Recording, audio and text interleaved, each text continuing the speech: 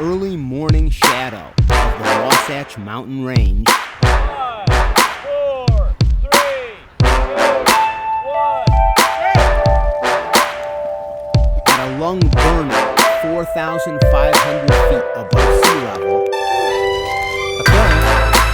Your task is to conduct a range and stress test. Given a designated course, begin.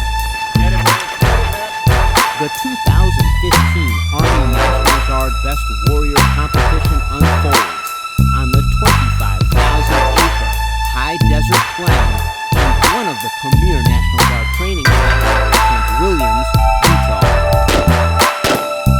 It's tremendous opportunity. There's not too many states that give this opportunity for it to be held in Utah.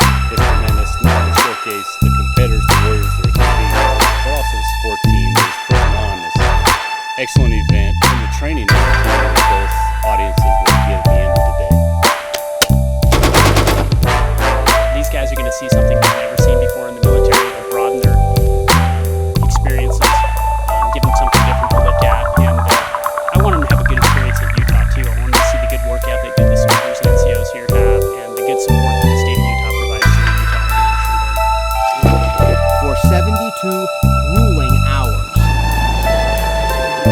7 events test the very mettle and soul of these 14 elite soldiers. It says every part of my being, my body, my person. Some people go out and do ultramarathons and do triathlons. I enjoy doing this to see how far I can push myself.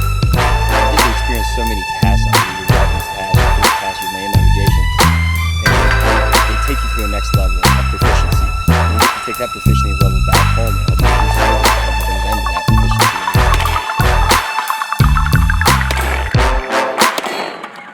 It just gets harder and harder.